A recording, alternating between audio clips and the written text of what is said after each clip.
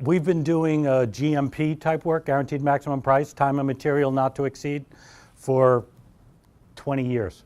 And at the national level, I go to a lot of seminars and shows, the remodeling show, the builder show, a lot of roundtable discussions and peer groups, and I constantly get into discussions with people who don't believe you can make money doing time and material or guaranteed maximum price.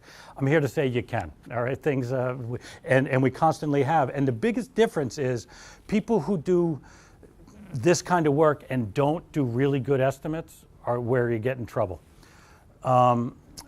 People think, oh, it's cost plus, I don't have to estimate that well. We probably do a more detailed and a more rigorous estimate than anybody doing bid work or insurance work. We get down to such level of detail and we share that with the client, but it's really, really important. That's what I want to tell you, is if you're going to do any cost plus time material or guaranteed maximum price, it's probably more important you do a good estimate than not. Let's see. So, more general business practice. Everybody needs to estimate.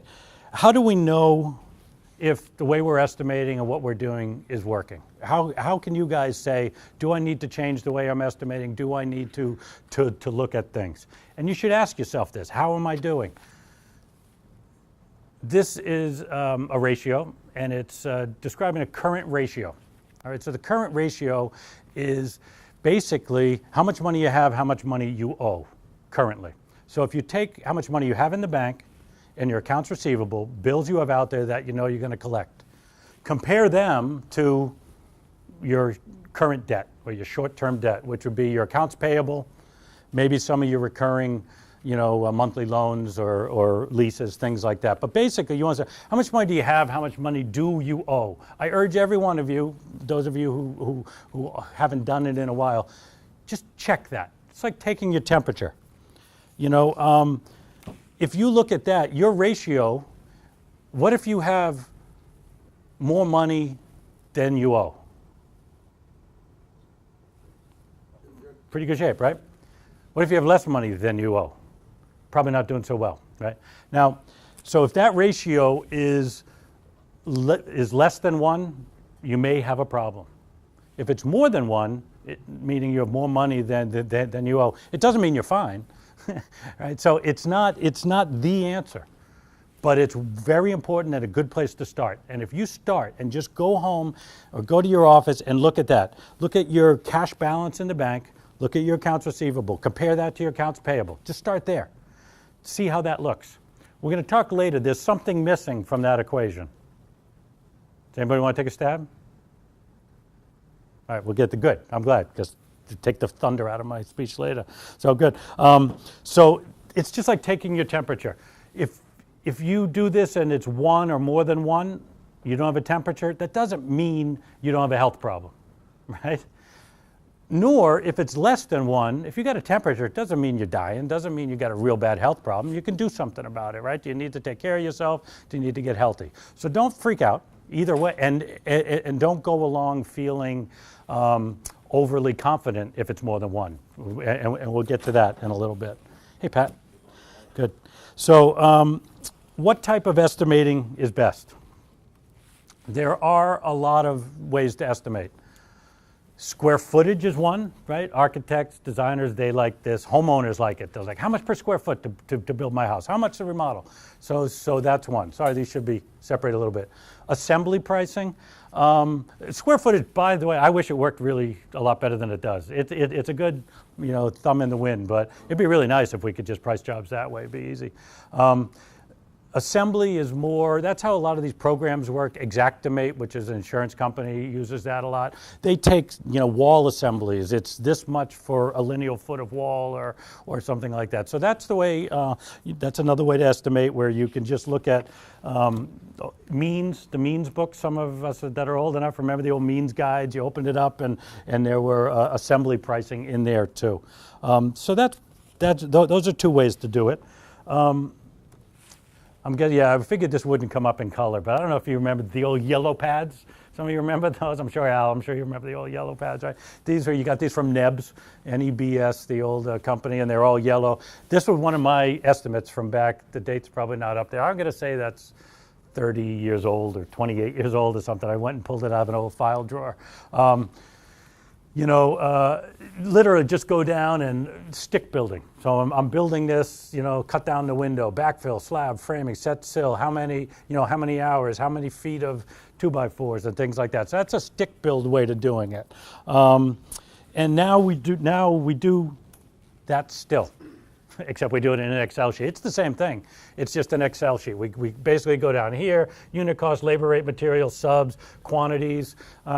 So I'm still a stick builder. I believe really strongly that it's the most accurate and the way to protect yourself the most and ensure sort of a consistent level of profit rather than having spikes, windfalls and losses. So I'm a big fan of stick building, and this is a Excel sheet that we put together ourselves and refined it. We put together 20-something years ago and just refined it year after year, put some formulas together.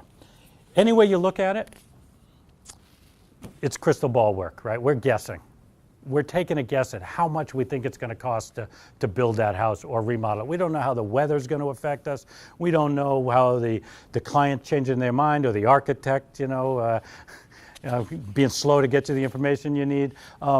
We don't know. It's prognostication, right, at the end of the day. So it's guesswork. Which way you feel the most comfortable, whatever you've come up with that helps you figure out what it's going to cost to build that job, right?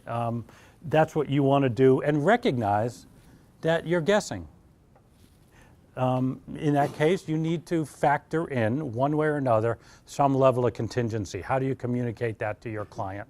There's a couple of different ways to do that. Some people build a contingency in, just put a contingency, take a factor for the building cost, and put that in as a 10% or 15%. They just have a number. Other people, like I tell my clients, it may vary, and it could be 10 or 15%. I'm not going to put it into your estimate, but we put it in the contract that it could vary by that amount. But you need to know it's a guess, and they need to know it's a guess. Remember, we don't estimate to find out just how much it's going to cost to build that job, which is what that sheet or any of those ways does. That tells you how much you think it's going to cost you to do that job. It doesn't tell you how much to charge. That's just the beginning. We're going to focus today on the other part, because I'm guessing that most of you can figure out as well as anybody else, take a guess as to how much you think it's going to cost to build the job. What we're going to focus on today are the other costs you need to factor into your estimate, factor into your proposal. This is, again, basic businesses. I've just changed it around. I've changed it down to revenue minus cost of goods sold equals gross profit. Gross profit minus expense needs to be greater than zero. Same thing we talked about before. Sinks, faucets, the hours it's going to take, the tiles, the 2x4s, those are all part of the cost of goods sold. The hours, when you get to estimating your hours, this is a place where I think a lot of people miss the boat. And this was eye-opening for me, and I've seen people's eyes go wide. This is an example of a person here, base pay hourly. If I'm paying somebody $28 an hour, right, you should put together a sheet like this for yourself. What's it cost you for that guy per hour? All right, this is called burden. This is labor burden. Your FICA, your Social Security, your Medicare, put this together, you'll be shocked. At the end of the day, I won't take you through everything, but some of them are your costs you're going to have because you're an employer. Unemployment, 0.30. This is old. That's gone up by quite a bit. There was a huge surcharge recently. The payroll fee. These are things you can't avoid. Health insurance, you really can't avoid, and you can't avoid. Workman's comp, if they're an employee, you can't avoid it. Some of the other ones are benefits, and you have some discretion in those, whether you're going to pay vacation, bonuses, 401k, whether you're providing clothing, T-shirts for your guys. A lot of us do. But do you factor it into your estimate? Do you factor into how you're charging?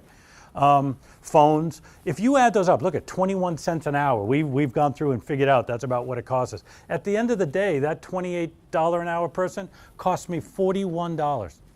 That's 48% above what I'm paying them. So when you're doing your estimate and you're putting in how much you're going to charge per hour for a guy, your first, $13 is not profit. Your first $13 is just cost. And it may be different, but I'm going to tell you, I've done this 50 times with people. It's between 30 and 60% is what your burden's going to be. If you're not factoring in between 30 and 60%, I don't care if you're giving them t-shirts and phones or not. If you're not factoring between 30 and 60% additional costs in your estimate for this stuff, you're losing money. All right? You might be making it up in volume, but you're losing money on every job. All right? Then we've got the cost of goods sold are part of your estimate for the job. Then you have your indirect construction costs. These are things that you need for that job, and if you didn't have that job, you wouldn't need them in this capacity. The small tools and equipment, you should put a number on there. How much are your small tools and equipment a year? What percentage should you allocate to this job? Construction vehicles, if you've got your trucks that are going back and forth to the job, making deliveries, a dump truck, mileage reimbursements. This is a big one. Callbacks and warranty. If you're not factoring into your cost for that job when you're doing the estimate, if you're not factoring in the fact that you're going to have callbacks and you might have a warranty claim there, you've got to add that in at all times here. You've got to figure that's going to happen. We'll get into how to do this a little later, but you've got to account for these things. If it's a new house, new home operating costs, while you're trying to sell that house and it's up and running and you've got to keep it heated and cooled, you've got to factor those costs in. How long do you think you're going to carry it? Factor it in as you're moving forward. So you've got your cost of goods sold and your indirect. The indirect I usually put into cost of goods sold, by the way. Now you've got your total costs of construction.